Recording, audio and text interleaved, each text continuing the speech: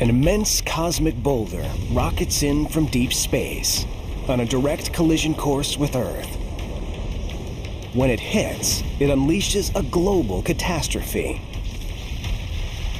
This is not science fiction. It happened 65 million years ago. And much of life on Earth, including the dinosaurs, died.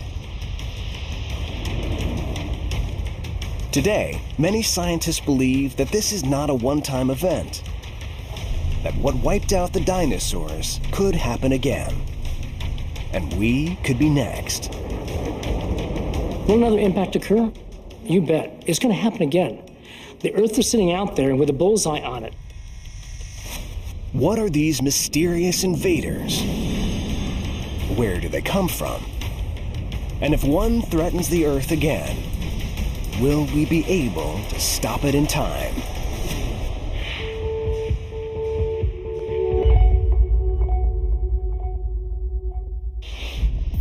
We think of comets as some of the heaven's more spectacular pieces of eye candy, and most are benign, orbiting harmlessly around the sun. But some will inevitably collide with another body, like Earth. At speeds of 25,000 miles an hour, even a small cosmic raider can wreak enormous havoc.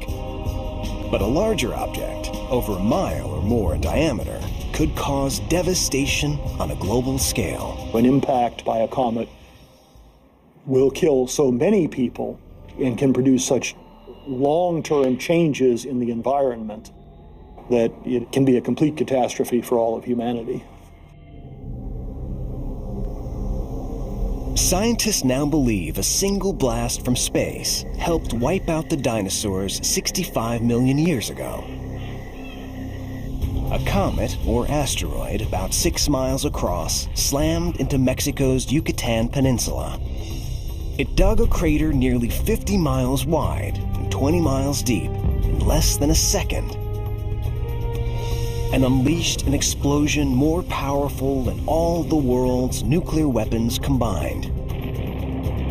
The force of the shockwaves triggered earthquakes worldwide and sent tsunamis surging across the oceans.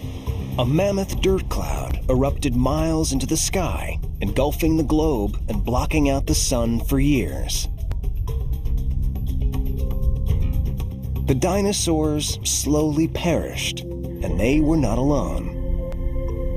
More than half of the Earth's species were also wiped out. In our solar system, there are two kinds of cosmic bullets capable of devastation on a planetary scale: asteroids and comets.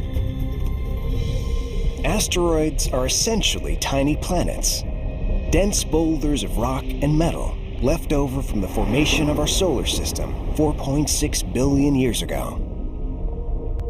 Most are bunched between Mars and Jupiter in an orbit called the asteroid belt. Comets, on the other hand, are far more mysterious. Though also formed at the birth of our solar system, they are made up of rock and ice. Many, like Halley's Comet, orbit the sun in predictable paths on predictable schedules. But there are countless others we know nothing about. They come hurtling out of the ether at unimaginable speeds of up to 100,000 miles per hour. For scientists peering into space, they look like lumps of charcoal on a black canvas, invisible until they are practically upon us. Only near the sun do comets become easier to detect. These icy bodies shed gas and dust as the sun warms them. When light hits the debris, they blaze into view and can be seen for millions of miles. But by that time, if one is headed for us, it may be too late to do anything to stop it. To date, more than 1,000 comets have been identified. Every year, we spot perhaps 100 comets we've never seen before entering the inner solar system. Each new arrival increases the odds that one will eventually strike the Earth.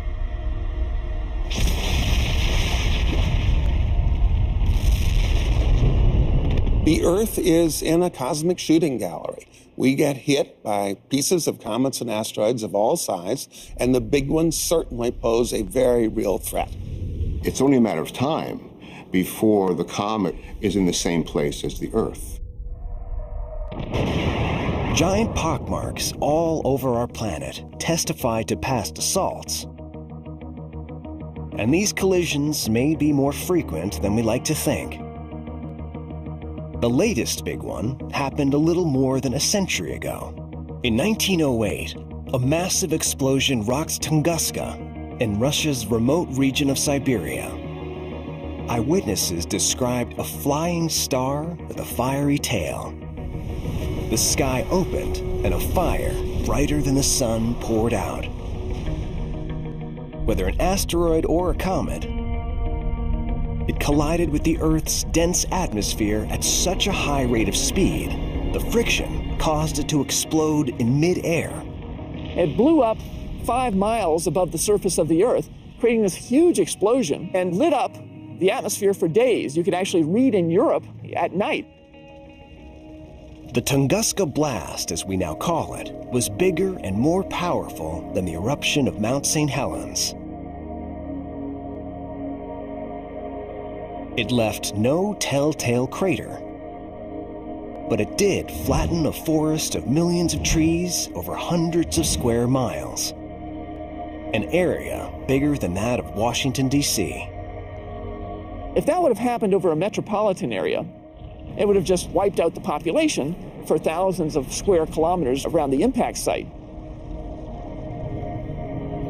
To astronomers, Tunguska was a near miss, a relatively minor impact. But a major impact from a comet would have devastating effects. Imagine the following scenario. Scientists have spotted a 2-mile-wide comet on a collision course with Earth. It's too late to stop it. The first thing you'll know is when the sky lights up and the ground shakes. Brilliant meteors streak across the sky as the giant comet's debris strikes the Earth's atmosphere. Forests catch fire, ignited by the superheated air. When the comet hits, the blast kicks up millions of tons of fiery rock and dirt. The airborne debris blankets the planet and blocks out the sun. Day turns to permanent night, bringing freezing temperatures and year-round winter. It takes more than a year for the dust to settle and sunlight to filter through the clouds. When it does, the Earth starts to warm, quickly. Elevated levels of gases created by the fires turn the planet into a sweltering greenhouse. Millions of species of living things that survived the earlier cold cannot take the heat. They die. It takes thousands of years for life on Earth to recover. How great are the odds a comet will strike the Earth? Will another impact occur? You bet. It's going to happen again. The Earth is sitting out there with a bullseye on it. The chances of a major impact in our lifetimes may be slim, perhaps on the order of 1 in 100,000. But astronomers the world over are working fervently to understand these strangers in our midst, struggling to learn what comets are and where they come from. Mankind's ultimate survival may depend on our ability to stop one before it strikes.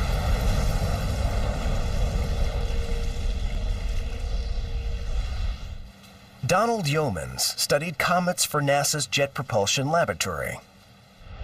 They're so big that they've got a lot of mass, and it's mass and velocity that's important when they hit.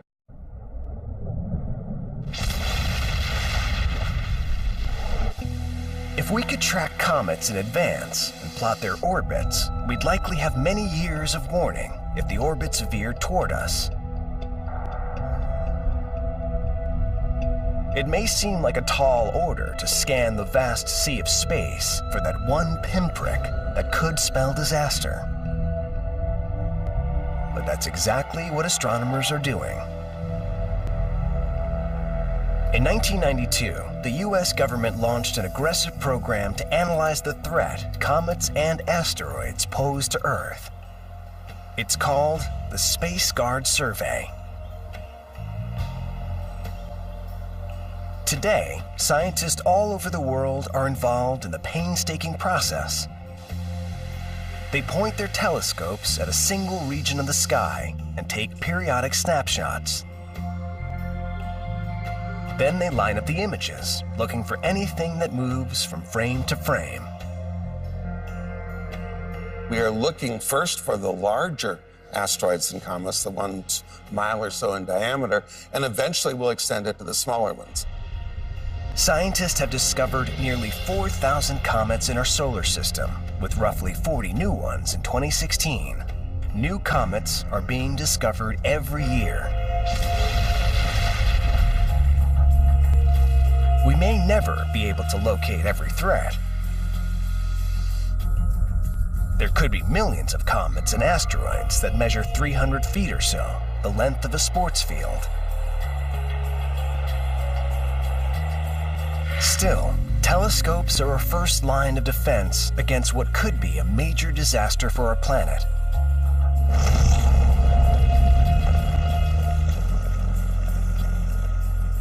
If you don't look, you won't know anything's coming. We would be taken by surprise just as much as the dinosaurs. If you do carry out a survey, then you hope that you can have warning. But it's one or the other. Either you have years or decades of warning, or you're taken completely by surprise. There's nothing in between. There's three things that are important. You have to find them early, you have to find them early, and you have to find them early. Suppose we do detect a comet headed for Earth. Then what can we do? Scientists have just started to come up with solutions. One of the leading ideas? Smash a rocket into it to slow it or knock it off course. That's harder than it may seem. In 2005, scientists were ready to test their theories about how a comet would react when it was hit by crashing a rocket into one.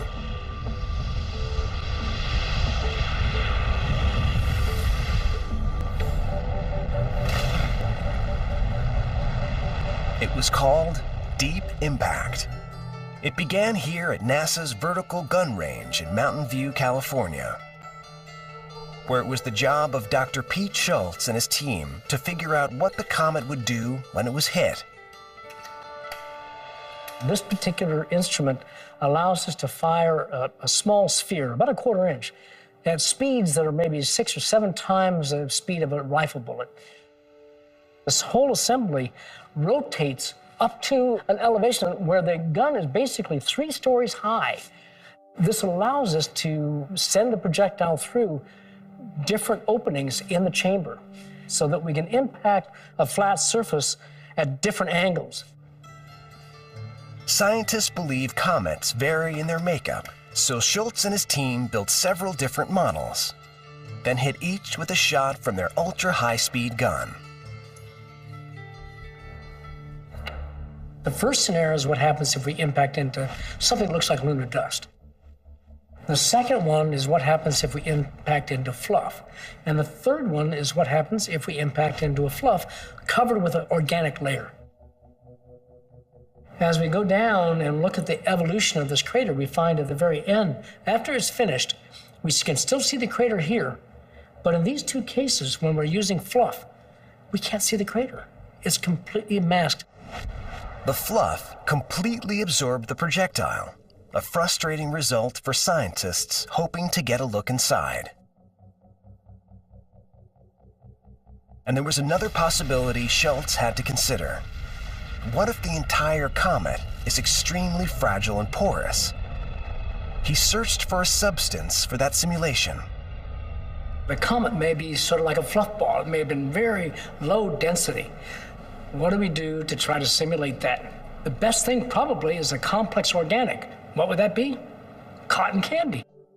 We've got our comet made of cotton candy. Let's turn off the lights and let's get out of here.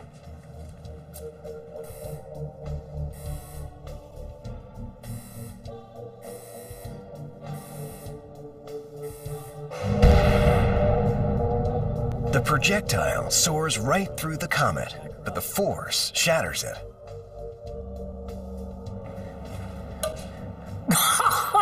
Oh my God!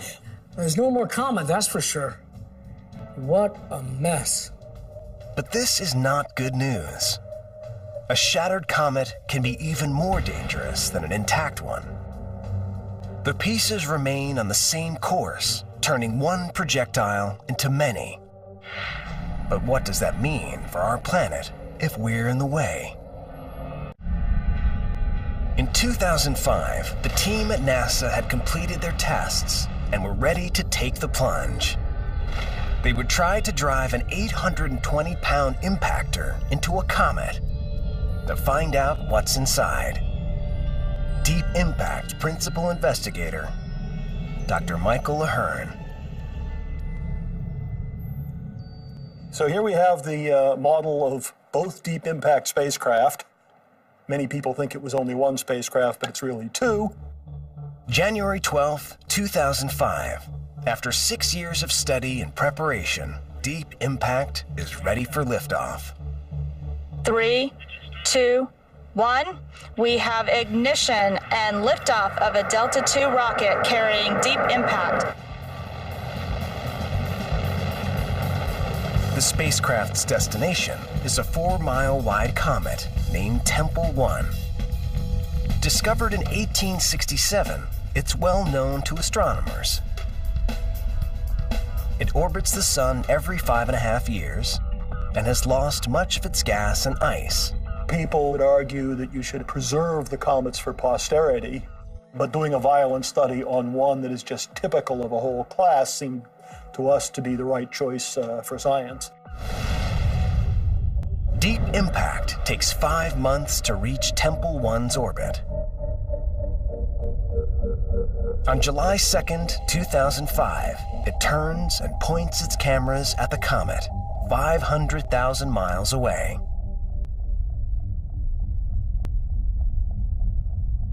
Then, it releases its impactor. If all goes well, the collision will blow a hole in Tempel 1 about 600 feet across, 5 stories deep, about the size of the Roman Colosseum. But it might destroy the comet by breaking it apart like cotton candy in the experiment. Back on Earth, hundreds of scientists hold their breath. We lost signal and we had to stand there and wait around. So everybody was trying to be, go keep busy and not feel anxious. But just before impact, the signal returns.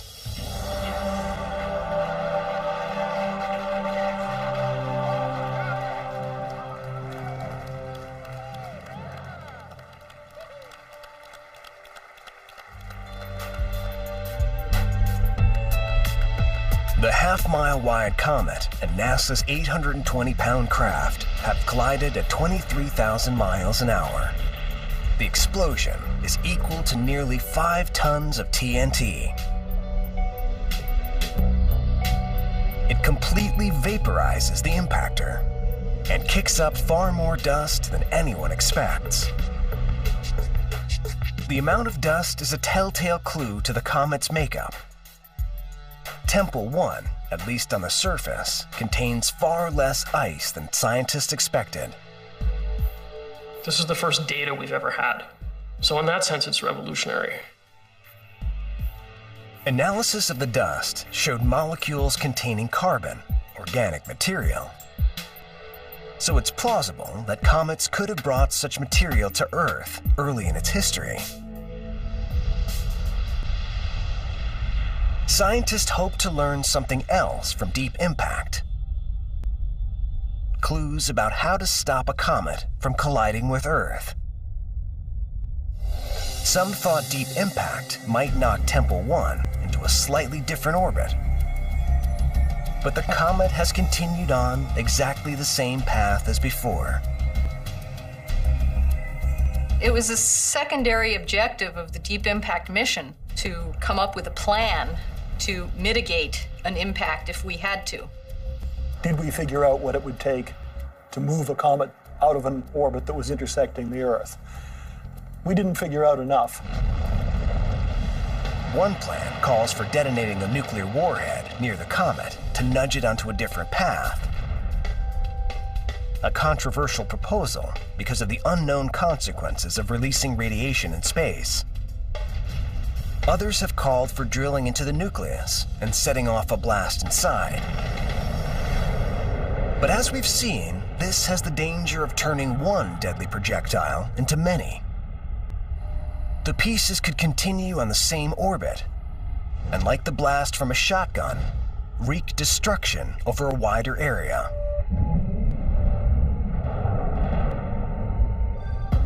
Some have proposed less violent, yet equally intriguing solutions. They suggest putting lasers on the moon, where the Earth's atmosphere would not deflect them. The lasers could bore into a comet and melt its icy glue. We might even hitch a spacecraft to a comet and tow it out of our way. Whatever the solution, all ideas remain on the drawing board. If a comet is on a collision course, we may not be able to do anything. Even if we could tell tomorrow that something is headed our way, we don't necessarily have the means right now to protect ourselves. But one day, we might just look to the heavens and find a comet with our number on it, headed our way.